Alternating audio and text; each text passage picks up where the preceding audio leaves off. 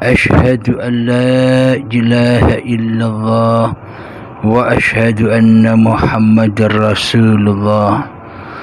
اللهم صل على سيدنا محمد وعلى آل سيدنا محمد. رب اشرح لي صدري ويسر لي أمري واحلل عقدة من لساني يفقه قولي. آمين.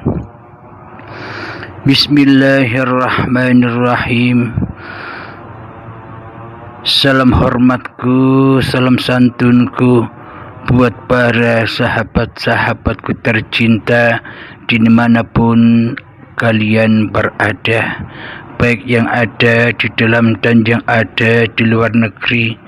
Semoga kita semua senantiasa diberikan rahmat oleh Allah Subhanahu wa Ta'ala, sehingga kita bisa selalu kembali dan kembali kepada Allah, selalu roji'un dan roji'un di segala aktivitas kita kepada Allah Subhanahu wa Ta'ala. Amin ya rabbal alamin. Sebelum kita mulai kajian di sore ini, maka tak lupa kita membaca sholawat dholimin daf'ul balak bersama. Bismillahirrahmanirrahim. Allahumma salli ala sayyidina Muhammad wa asghil zalimin bizzalimin. Allahumma salli ala sayyidina Muhammad wa asghil zalimin bizzalimin wa akhrijna min bainihim salimin wa ala alihi wa sahbihi ajma'in.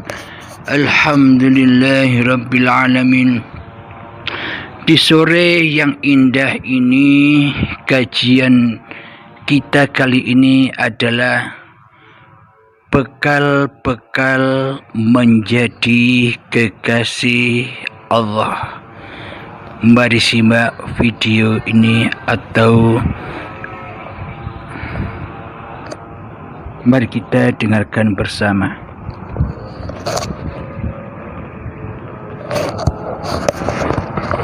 Assalamualaikum warahmatullahi wabarakatuh.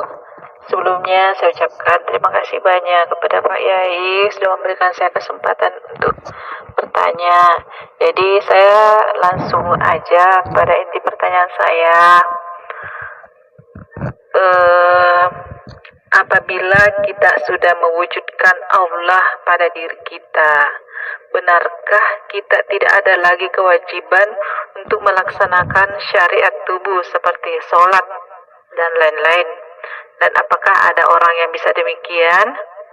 Terima kasih sebelumnya, Pak. Assalamualaikum warahmatullahi wabarakatuh. Alhamdulillahirabbil alamin. Syariat selama ini kita menganggap seluruh apa yang kita kerjakan adalah syariatun nas, bukan syariatnya Allah. Karena selama ini kitalah yang menjadi raja, kitalah yang mentuhani hidup dan badan ini, apapun syariat yang kita kerjakan. Karena itulah selama manusia belum mengenal Allah sebagai Tuhan yang mentuhani diri manusianya, maka selamanya manusia tidak akan rela dan ridho bila syariat-syariat yang dikerjakan itu adalah sesungguhnya syariatnya Allah, syariatnya hidup. Karena sudah sangat lamanya manusia menjadi penguasa di hati ini, karena sudah sangat amat lamanya manusia menjadi raja di hati ini yang merajai hidup dan badan ini, karena sudah sangat amat lamanya diri manusia mengaku-ngaku bahwa hidup ini hidupnya manusia, maka manusia akan sangatlah berat, sangat amatlah sulit untuk mengembalikan lagi kekhalifaannya kepada Allah. Karena di dunia ini hamba hanya diutus sebagai khalifah, sebagai wakil-wakil Allah, bukan malah menjadi Allah, bukan malah menjadi penguasa. Selama ini tampilan kita, posisi kita selama ini di hati kita kan seolah-olah kita yang jadi Tuhan, seolah-olah kita yang jadi Allah, tapi kita tidak terasa, tapi kita tidak menyadarinya. Mari kita buktikan secara nyata. Contoh, selama ini kita menggaibkan Allah di hati kita. Selama ini kita mentiadakan Allah di hati kita. Apakah itu yang dikatakan bertuhan? Sedangkan yang wujud, yang nyata, yang berkuasa atas hati kita selama ini adalah hawa nafsu kita sendiri, nama kita sendiri sebagai nama hidup yang merajai badan ini.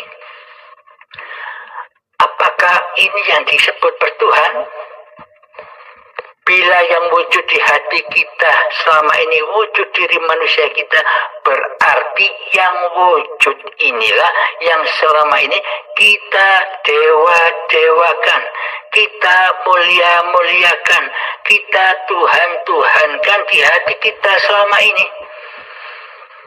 Otomatis seluruh perbuatan, otomatis seluruh ibadah, otomatis seluruh sholat yang kita kerjakan larinya, pulangnya, kembalinya adalah kepada alam yang fana, kepada alam kehancuran, kepada diri manusianya yang merasa bisa, yang merasa berkuasa untuk melakukan seluruh syariat-syariat yang telah kita kerjakan selama ini. Tiada urusan babakan Allah, tiada urusan babakan ketuhanan. Karena Allah kita sangka selama ini gaib, karena Allah kita sangka selama ini tiada, maka yang mengurus seluruh ibadah itu kan bukan Allah.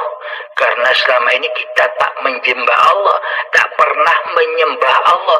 Jangankan menyembah, mengingat Allah saja selama ini kita tidak pernah sedetik pun. Maka dari itu, bagaimana sih bila Allah nyata di dalam diri kita, menyatakan Allah di dalam seluruh pergerakan syariat-syariat yang kita kerjakan, untuk menyatakan bahwa Allah ini sebagai Tuhan yang mentuhani diri manusia kita, maka selayaknya Allah kita wujudkan keberadaannya di hati kita. Bukan seperti selama ini kita mentiadakan Allah, kita menggaibkan Allah sebagai Tuhan. Mana mungkin Allah menjadi Tuhan di hati, sedangkan Allah gaib dan tiada di hati. Logika kan? Masuk akal bukan? Nah, sementara selama ini kitalah yang menjadi Tuhan, kitalah yang menjadi penguasa, kitalah yang menjadi raja, tapi kita tidak menyadarinya selama ini. Lalu bagaimana caranya kita menyatakan, menetapkan bahwa Allah itu wujud, bahwa Allah itu hidup? Maka tetapkanlah hakikat diri sejati manusia kembali kepada hakikatnya. Apa sih hakikat diri sejati manusia itu? Bersifat adam, bersifat mati, bersifat jahlun, bodoh. Jadi seluruh sifat-sifat manusia itu adalah kebalikan sifat-sifat Tuhannya, sifat-sifatnya Allah. Pada intinya, bila kita sudah menetapkan, sudah menyatakan bahwa diri manusia kita ini adalah Adam, tiada, gaib, mati, maka tetapkanlah kenyataan posisi diri manusia kita yang selama ini menjadi raja, tenggelamkanlah di dalam lautan tauhid. Maka dari itu, kenalilah Allah dulu. Siapa Allah itu? Allah itu adalah Allahu la ilaha illa huwal hayyul qayyum. Allah tiada ilah, tiada Tuhan yang berhak disembah kecuali Dialah yang hidup kekal, lagi terus menerus menghidupi seluruh apapun yang diciptakannya. Jadi nyatakanlah bahwa hidup yang selama ini kita akui sebagai hidup kita itu loh Allah. Maka lepaskanlah pengakuan diri kita tentang hidupnya Allah ini. Lepaskanlah bahwa hidup ini tak ikut punya. Sejatinya manusia kita ini mati. Dan tubuh ini sejatinya bukan tubuh kita. Inilah tubuhnya zat yang bernama Allah itu, milik Allah. Jadi lepaskanlah hidup dan badan ini, bahwa sejatinya hidup dan badan ini bukan milik manusia, akan tetapi miliknya Allah. Diciptakanlah badan-badan ini di dunia hanya untuk menjadi wakil Allah, menjadi khalifatullah. Maka dari itu di dalamnya jangan mengaku-ngaku bahwa diri manusia kita lah yang hidup.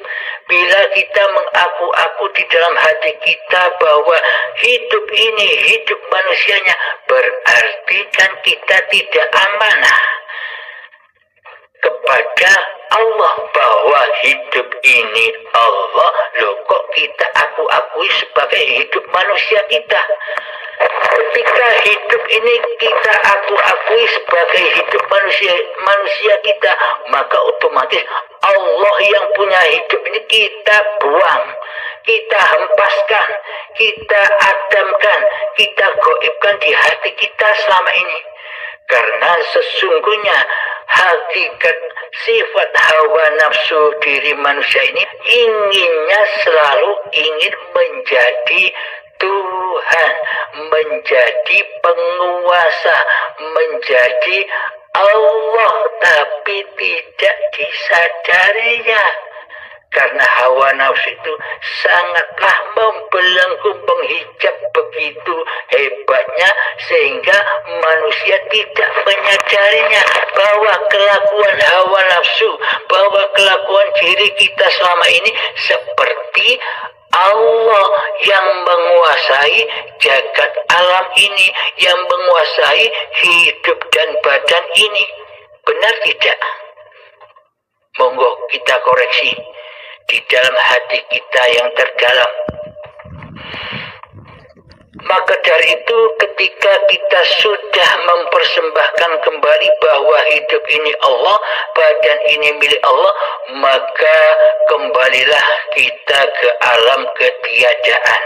Dulu sebelum kita lahir kita ada di alam ketiadaan, alam kegoiban, alam tidak nyata. Kemudian kita terlahir terlahir dan disuruh beramanah menjadi Abdullah.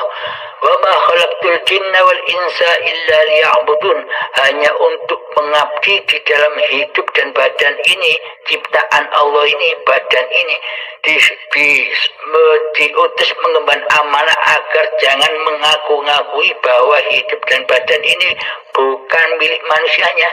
Ternyata manusia selama ini ingkar kepada Allah, mensekutukan Allah. Di saat detik-detik akhir balik mulailah manusia mengkotori singgahsananya Allah menjadi singgahsananya manusianya. Maka dari itu, dari suci kembali kepada suci. Maksudnya suci bagaimana? Suci dari kewujudan diri manusianya, suci dari kehidupan diri manusianya, suci dari kepemilikan diri manusianya saat bayi. Karena manusia kita belum ada, belum wujud, masih gaib. Maka dari itu, kenapa bayi itu kok dikatakan suci? Sedangkan bayi itu tidak pernah sholat, tidak pernah puasa, tidak pernah beribadah secara badaniah, secara syariat seperti yang kita kerjakan selama ini. Kenapa bayi itu kok lebih suci daripada orang-orang yang merasa dirinya bisa beribadah ribuan tahun, beribadah sebanyak mungkin, ilmunya tinggi, beramal sebanyak-banyaknya, akan tetapi nilai mereka di sisi Allah kalah dengan bayi yang suci. Bayi tidak pernah apa-apa, tidak pernah ambil wudhu, tidak pernah ngaji, bisanya owe. Akan tetapi disebut suci di sisi Allah. Karena apa? Maksudnya karena di dalam bayi manusianya kan tidak ada, gaib, fana, belum ada. Maka dari itu, bila kita ingin kembali suci di dalam hati kita ini, jangan wujudkan diri manusianya yang menjadi Tuhan, mentuhani hidup dan badan ini. Wujudkanlah Allah yang maha suci, bahwa hidup ini Allah yang berkuasa, yang mengutus, yang memerintahkan, yang memperjalankan apa-apa pergerakan yang dilakukan oleh badan-badan ini. Pertanyaannya, bila kita sudah bisa menyatakan Allah di hati ini, apakah syariat-syariat yang seperti selama ini kita kerjakan apa masih berlaku? Nah, jawabannya begini. Jika kita masih merasa menyatakan bahwa Allah lah yang wujud di hati kita, bahwa hidup inilah Allah, jika masih merasa, berarti kan belum Allahnya yang wujud, belum Allahnya yang hidup. Akan tetapi rasa diri manusia kita hanya merasakan. Bila diri manusia kita sudah gaib, sudah fana, sudah hancur, mana mungkin diri manusia kita bisa merasakan, mewujudkan Allah dan menghidupkan hayatullah. Berarti yang jadi Tuhan masih diri kita. Bila kita masih merasakan, bila hati kita, bila diri kita sudah tidak merasa wujud lagi, bila diri kita sudah tidak merasa hidup lagi, lah mana mungkin kita bisa bersyariat yang seperti selama ini kita kerjakan. Sedangkan kita tak punya hidup, kita tak punya wujud. Nah, maka dari itu, ketika Allah sudah nyata kehidupannya, kewujudannya di hati kita, maka seluruh syariat-syariat yang dikerjakan oleh badan ini sudah bukan kekuasaan manusianya, karena syariat-syariat yang terjadi di dalamnya bukan syariat manusia lagi, yakni syariatullah, yakni af'alullah. Apapun yang terjadi atas badan itu bukan urusan manusia lagi, bukan tataan manusia lagi. Anda bisa melihat orang-orang gila itu. Apakah orang gila itu masih ada kewujudan dari manusianya, kewujudan hidup manusianya? Kan tidak ada di orang gila itu. Maka orang gila itu tidak bisa menentukan, tidak bisa menetapkan syariat-syariat manusianya, karena manusianya tidak ada, karena Allah lah yang mensyariatkannya. Meskipun dipandang manusia lain itu tidak benar, salah, akan tetapi pandangan manusia lain kan hanya sebatas badan, bukan hati. Inilah jawabannya. Jadi ketika Anda melakukan sholat, puasa, zakat, haji, tuntunan-tuntunan seperti syariat yang selama ini kita lakukan, maka di dalamnya jangan sampai merasa diri kita yang bersyariat. Kembalikan semuanya kepada Allah lah yang bersyariat, yakni kembali ke alam lillahi ta'ala. Demikian sahabatku. Ada pertanyaan lagi? Alhamdulillahirrabbilalamin. Untuk lelaku atau praktek hatinya tinggal membalik saja dari kesetiap harian kita. Jadi pada intinya tidak mengubah apa yang telah kita lakukan selama ini, tidak mengubah. Yang diubah hanyalah dulu yang berkuasa di dalamnya hambanya yang berasa mentuhani seluruh pergerakan badan ini, baik maupun di tatanan syariat, ketika sholat, ketika puasa, ketika beramal ibadah, seluruhnya dulu hawa nafsulah yang berkuasa di dalamnya. Nah, tinggal mengubah.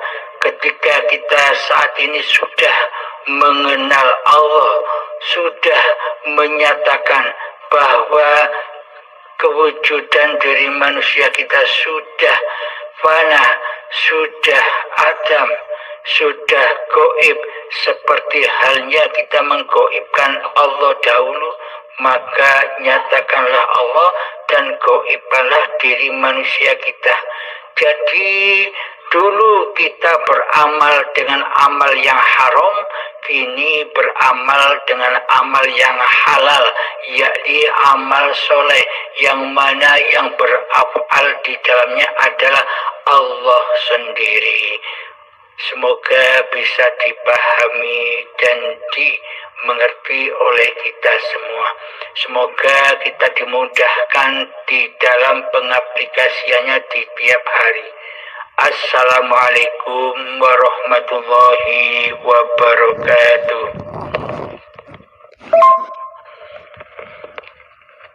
Alhamdulillahirrabbilalamin. Inilah yang dimaksud hijrah. Hijrah dari tempat yang gelap, hijrah dari kewujudan manusia kita yang wujud menjadi Tuhan, hijrah dari kebodohan kita, hijrah dari kejahilian hati kita selama ini, hijrah menuju bertemu Allah di dalam fisabilillah. Ketika wujud yang ada, hidup yang ada sudah kembali suci, wujudullah sudah kembali suci, hayatullah. Inilah hijrahnya hamba menuju Tuhannya dari jalan yang gelap menuju jalan yang terang benderang.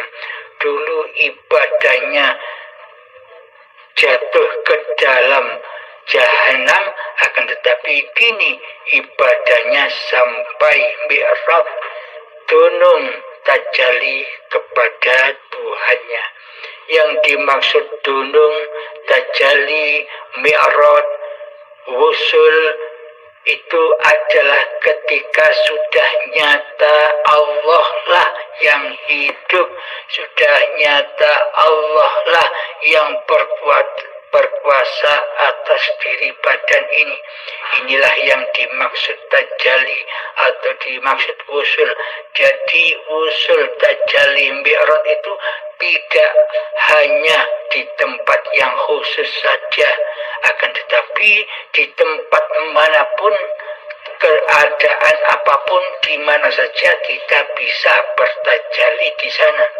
Contoh, ketika kita memasak di dapur, di dalamnya hati sudah nyata, sudah meyakini bahwa inilah hidupnya Allah. Hidup Allah lah yang memerankan badan ini untuk memasak. Hidupnya Allah lah yang memerankan, yang menguasai badan ini untuk mengupas-ngupas bumbu di dapur dan sebagainya.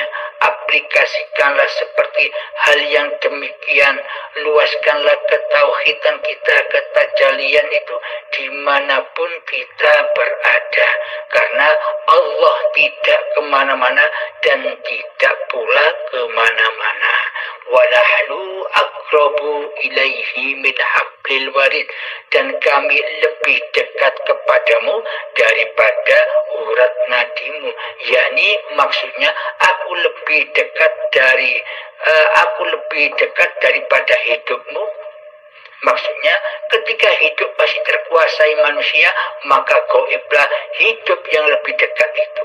Ketika hidup manusianya sudah kembali ke alam keadamannya, dipersembahkan kembali kepada Allah, bahwa hidup ini Allah, itulah yang dinamakan rojiun.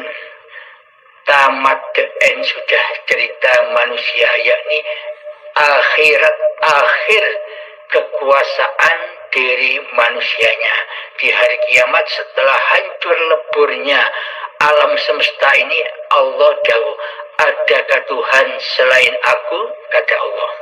Ketika sama halnya ketika kewujudan diri manusia kita, kewujudan hidup manusia kita, kewujudan kekuasaan diri manusia kita sudah hancur luluh lantak, hancur lebur, yang ada hanya hidup akan mengakui aku iki Allah. Bismillahirrahmanirrahim. Innani anallah, sesungguhnya aku ini Allah. La ilaha illa ana, tiada Tuhan selain aku. Fa'budni, maka mengabdilah kepadaku. Wa aqimis sholati dzikri, dan dirikan sholat hanya untuk mengingat aku. Apa yang dimaksud sholat itu? Ya ketika mengingat Allah itu sholat. Ketika hati sudah mengingat bahwa hidup ini Allah yang berjalan, bahwa hidup ini Allah yang bergerak, bahwa hidup ini Allah yang memasak, bahwa hidup ini Allah yang bekerja, bahwa hidup ini Allah yang memakankan badan, bahwa hidup ini Allah yang meminumkan badan, bahwa hidup ini Allah yang mensolatkan badan, bahwa hidup ini Allah yang mempuasakan badan. Ini loh yang dinamakan sholat, yakni selalu ingat bahwa hidup ini Allah yang memerankan, yang mempergerakkan badan-badan ini. Inilah yang dimaksud wakil-wakil Allah, inilah yang dimaksud khalifatullah, inilah yang dimaksud wali-wali Allah. Karena hakikatnya seluruh manusia itu adalah wali-walinya Allah, akan tetapi sangat amat langkah manusia yang hendak pemahaman bahwa dirinya adalah seorang waliullah, hidup yang dihidupi oleh Allah, bukan hidup sendiri. Demikian para sahabat. Assalamualaikum warahmatullahi wabarakatuh.